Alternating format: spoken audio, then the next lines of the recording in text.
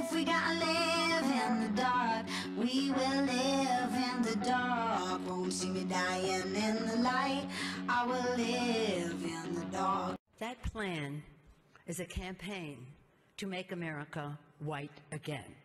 It's a plan that says over 50% of the current legal immigration will be cut back.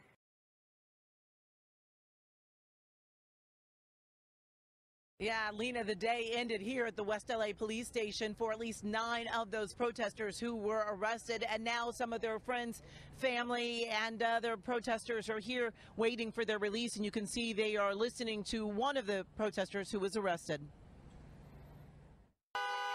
Protesters took to the street and blocked the intersection at Wilshire and Veteran just outside of the federal building. If we weren't suffering every day that our families are being detained and deported and killed, then we wouldn't be here blocking traffic. All Americans, not only in the states most heavily affected, but in every place in this country, are rightly disturbed by the large numbers of illegal aliens entering our country. The jobs they hold might otherwise be held by citizens or legal immigrants. The public service they use impose burdens on our taxpayers. That's why our administration has moved aggressively to secure our borders more, by hiring a record number of new border guards, by deporting twice as many criminal aliens as ever before, by cracking down on illegal hiring, by barring welfare benefits to illegal aliens.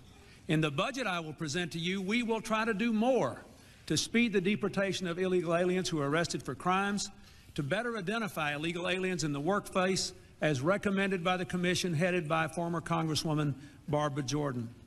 We are a nation of immigrants, but we are also a nation of laws.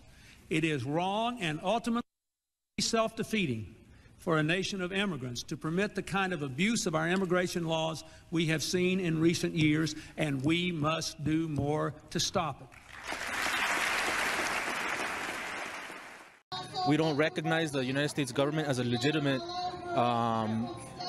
enactor of policies against our people, you know, because these are it's a historical war against our people, not only as Mexicans, but as Native people, you know, because that's what we are. What are Mexico's immigration laws like? Well, first off, felonies are punishable by 2 to 10 years. They're pretty harsh, and they're even more harsh on felonies from people who are there illegally. They don't use a politically correct term. They don't call you undocumented worker. They call you "Ándale!" and throw you to the border. Mexico, here's their policy: deports foreigners who are deemed detrimental to economic or national interests, violate Mexican law, are not physically or mentally healthy, or lack the necessary funds for their sustenance and for their dependents. This video comes with a trigger warning. In it, you will see a white woman telling a group of people of color to be quiet so she can white-splain to them. Please have any small children cover their ears. In fact, you should probably cover your own, too. Watch this.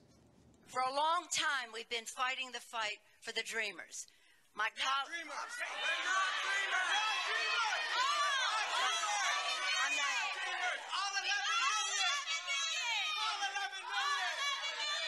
Do you want to hear an answer, or do you just want to shout?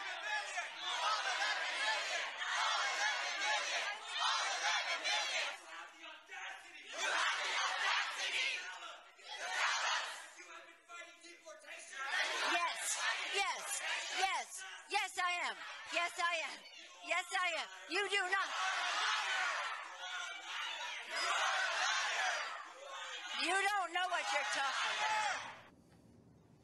The revolution always consumes itself. What they're trying to do is to scare a lot of people. Last year, the Chief Justice of the California Supreme Court said that while pulling people out of courthouses is legal, there will be consequences to public safety. Victims aren't going to come to court. Witnesses aren't going to come to test against bad guys.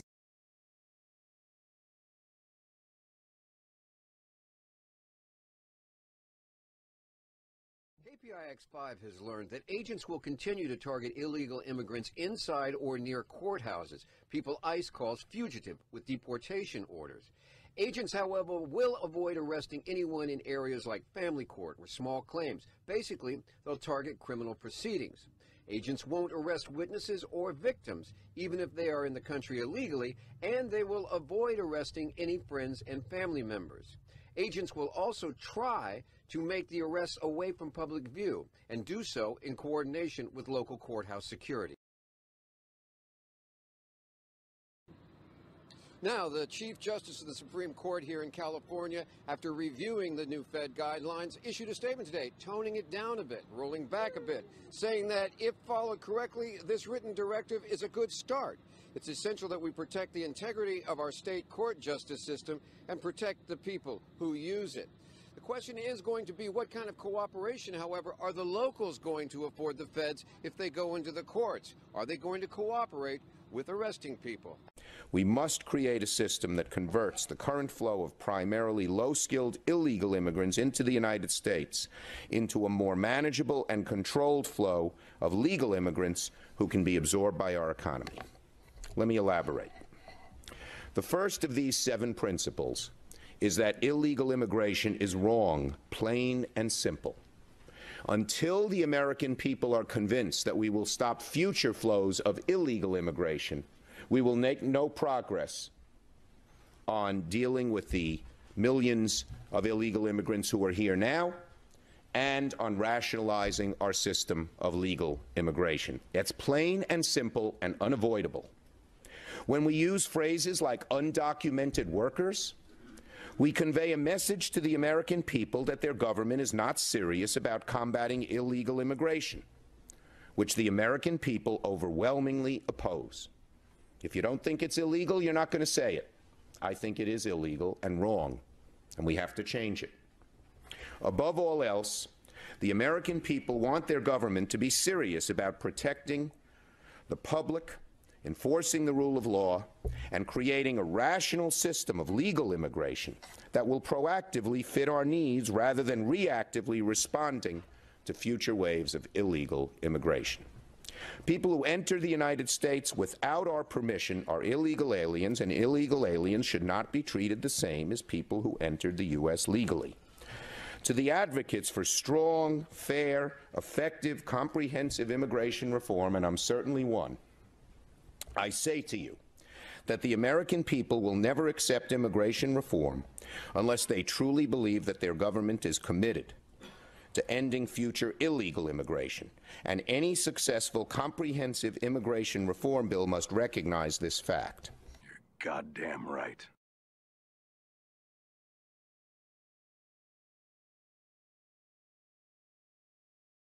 I'm feeling powerful because the community is here and because we're here unafraid, fighting for our right to be human. We are ordering you to leave the intersection. Their fight didn't come without consequences. This man and 8 others were arrested. Let them go! Let them go! So they just want to keep targeting us, using our bodies for profit, and then if we're not profitable, they put us in cages. So we're here standing against militarization, policing, surveillance, deportation. Good evening. A Wimberley man facing possible deportation after a traffic stop. 46-year-old Victor Avendano Ramirez, originally from Mexico, was stopped in Kyle yesterday for disregarding a stop sign. That's when police saw he had 2 outstanding misdemeanor warrants and arrested him. KVU's Michael Perchik joins us live from Hays County at the jail where supporters are rallying tonight. Michael? Mike and Quita, as you see behind me, dozens of people out here to protest the arrest and detention of Avendano Ramirez. Now, those warrants date back to 2014. The first was for driving without a license. A year later, he was cited for failure to appear. Both are Class C misdemeanors. During his booking process, he admitted to Hays County Sheriff's deputies that he was not a U.S. citizen, triggering the department's ICE detainer policy. I'm ashamed to be a part of this country. I am. This is just wrong. So we need to figure out how we're going to fix this immigration system. It's time to reform.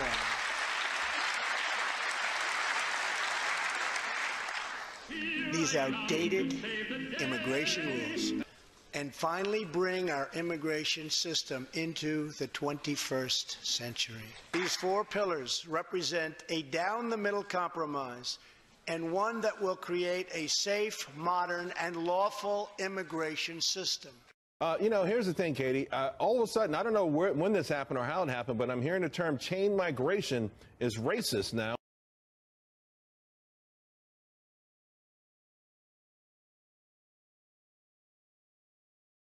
Certainly, that's one of the pillars that can't be involved here.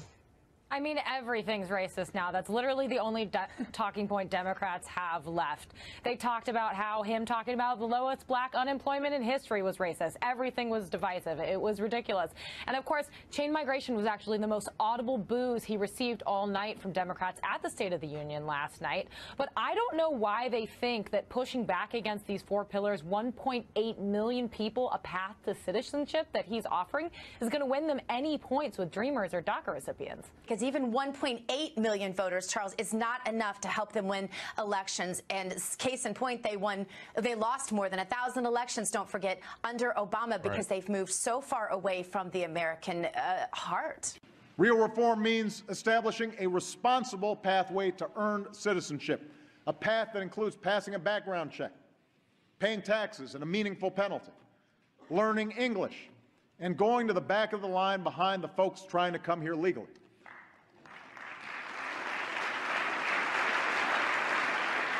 And real reform means fixing the legal immigration system to cut waiting periods and attract the highly skilled entrepreneurs and engineers that will help create jobs and grow our economy.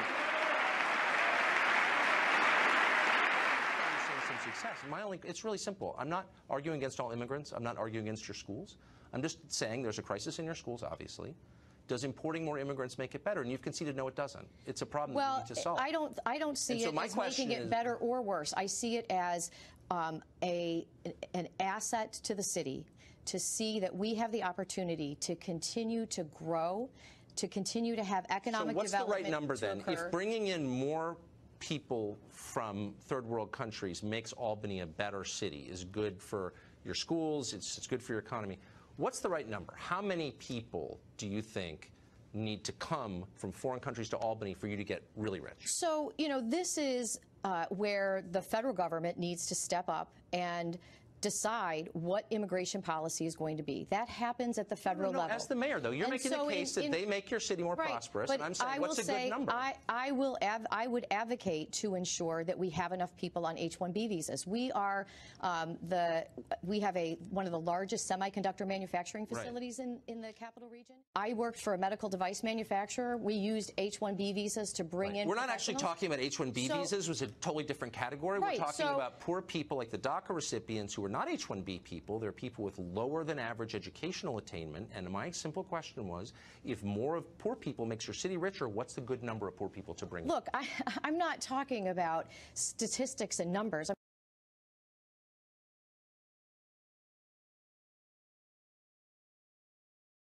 I'm talking about the people who are there, and I'm talking about ensuring that we continue to be a welcoming community for everyone. Okay, well, that's a different goal. But I thought you were saying it made the city richer, and I just am skeptical. That's it. But well, I think it's helping us to. It's definitely helping us to grow and to fill a workforce need that exists. Well, thank you, Mayor. It's nice to see you. I appreciate you doing that. They don't treat you like a human being. Padilla, who claims ICE cut off his shoelaces, says none of it is enough to keep him from his family in the United States. They don't treat you like a human being. They cut off my shoelaces. They cut off your shoelaces. That's right, because they don't want you to, I don't know, tie someone else together. I don't know if you can hang yourself. They get rid of belts in prisons. They're about to handcuff you. You don't have shoelaces. So that's his litmus test. They don't even treat me like a human being. By the way, let me show you my family. You're going to open up your old wallet? No! iPhone! Look at this! I'm not treated like a human being. They took the shoelaces off my kicks. Samsung Galaxy 7. It's like... Good evening and welcome to Tucker Carlson Tonight. This evening we've got brand new numbers, striking numbers that have never been seen before, and they may reshape how you think about illegal immigration. So you've heard the same line a million times. It's repeated like a mantra by the left during every debate on the subject. All immigrants are hardworking and law-abiding. They do jobs you wouldn't consider doing, and they do them cheerfully. They sacrifice for their families in ways you probably don't. In fact, and this is always the last point, it's always delivered with the confident satisfaction of someone shutting down a debate with superior data, undocumented immigrants actually commit fewer crimes on average than native-born Americans. Not only are immigrants more virtuous than you are, but they're safer to be around. In other words, stop complaining. They're your superiors. But wait, are we sure that that is true? Are people who are in this country precisely because they were willing to break our immigration laws really less likely to break other kinds of laws? It doesn't make a lot of sense. Yet until today, strangely enough, no one could say for sure whether it was true, because reliable statistics didn't seem to exist. Our government tracks pretty much every trend and every phenomenon you can think of, from how many pounds of pistachio nuts are recalled every year to how many fifth graders are injured on swing sets, to how many people die in bathtubs. This is a nation of record keepers. We're overseen by an army of spreadsheet-wielding bureaucrats. Numbers control our lives, except on this subject. Somehow, the government went for years without honestly trying to track the volume of crime committed by illegal immigrants in this country. Maybe they were too incompetent to do it. More likely, they didn't want you to know the answer or to think about it even. In any case, we now for the first time have the actual numbers, and here they are. According to statistics from the U.S. Sentencing Commission, non-citizens are actually far more likely to commit serious crimes than Americans are. Non-citizens account for 22%, more than a fifth, of all federal murder convictions, 18% of fraud convictions, 33% of money laundering convictions, 29% of drug trafficking convictions, and 72% of convictions for drug possession. Meanwhile, the non-citizen percentage of the American population, about 7%. So that is a massively disproportionate amount of crime, not even close. No, immigrants are not more law-abiding and less dangerous than Americans. That's totally untrue. Indeed, it's the opposite of the truth. Non-citizens are more likely to be arrested, convicted, and imprisoned for serious crimes than people who were born here. Much more likely. So why didn't we know this until now? Why have so many people been lying to us about this for so long? But right here, right now, we are talking about deporting illegal immigrants who are only found exclusively because they got caught committing crimes. How is that? If we can't find common ground there is no common ground to be found. We understand that although there's people from outside of this country that we want to help out our neighbors and do all of that stuff, but you know what? We cannot forget about Americans. We cannot forget about the family that originates in this country. We have dreams too. We have aspirations too.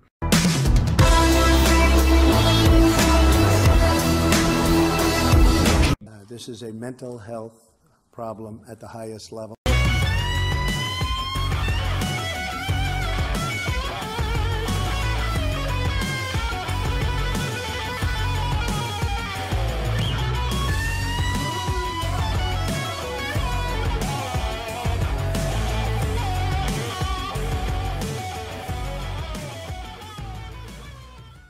We've got to stop rewarding bad behavior in America. When people don't work and produce, then they need to get kicked to the curb, get a damn job, carry your own weight. It's just that simple. We need accountability. Stop rewarding bad behavior, hold people accountable, make them carry their own weight. It's just that simple.